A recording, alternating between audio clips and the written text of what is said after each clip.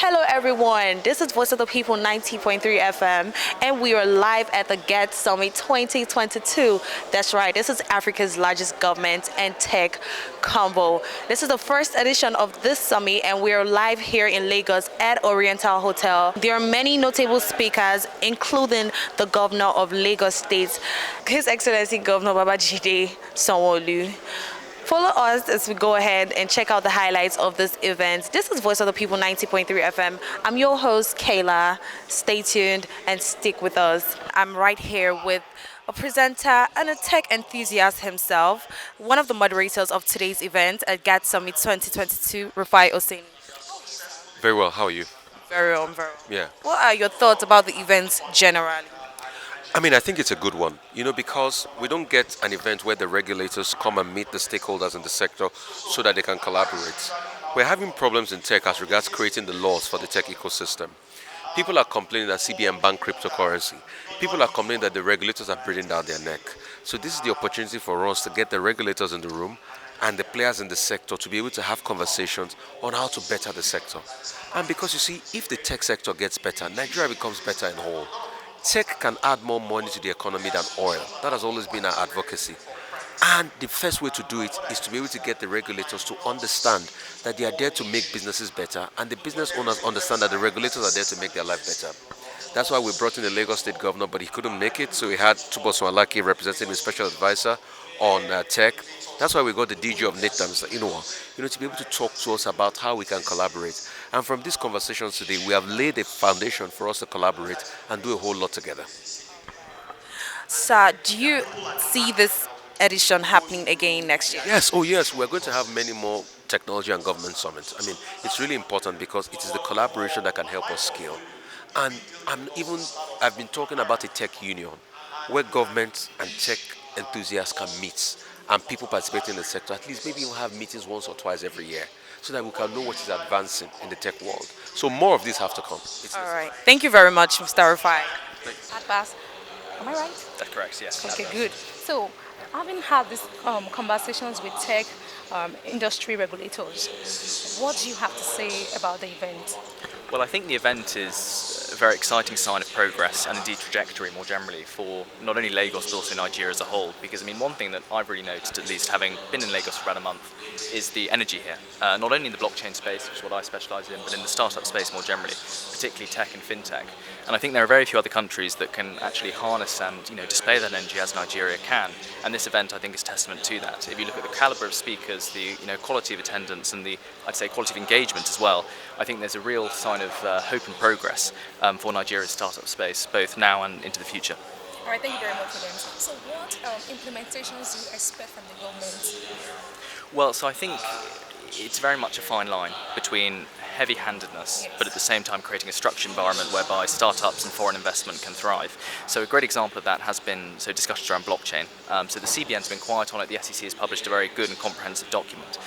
Extending that sort of logic to, startup space and tech more generally, with the startup bill that was passed a couple of days ago, I think what we're beginning to see is the crystallization, I would say, of sort of various trends in regulation, some of which, as I mentioned, have been heavy-handed, others have been lighter, to create an ecosystem, I think is the key word.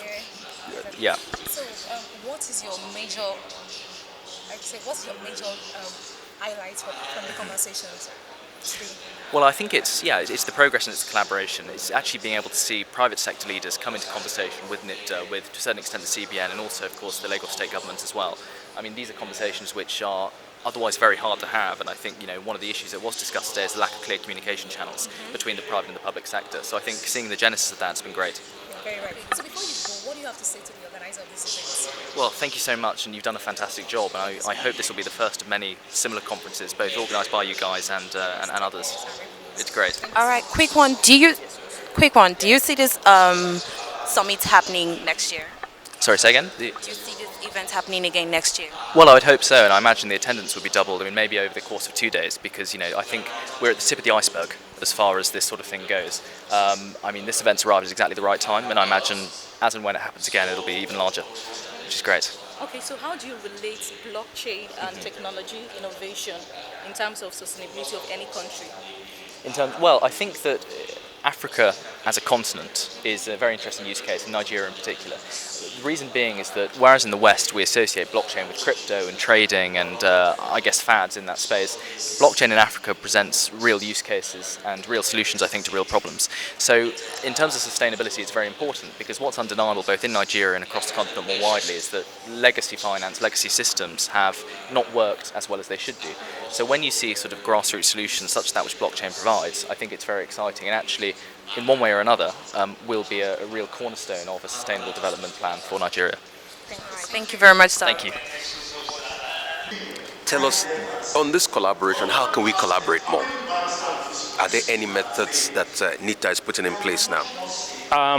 The framework we are working on is you cannot succeed in isolation. And when you talk about ecosystem, you need to identify who are the key stakeholders in that ecosystem. So looking at innovation and tech and innovation ecosystem, we have identified 5 key stakeholders. Firstly, higher institutions. Because when you talk about innovation and technology, it's about human, it's about talent. Because a company is as good as its next product, and your next product is as good as the people that make it. So everything is about talent, it's about people. These universities produce the human capitals, so they need to know what is the needs from the ecosystem. Then secondly, we have the corporate organizations. Those that absorb or buy the products and services from the ecosystem. The ecosystem needs to understand their needs so that they can create products and services that they can consume. Then thirdly, we have the ecosystem itself, the entrepreneurs or innovators.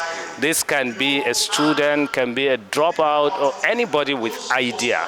Anybody that can take his idea from inception to impact, because innovation is beyond just inventing something, but you need to commercialize it. So we need people with that capacity. Then thirdly, we need venture capital, people with money that can invest in these startups. And lastly, the government.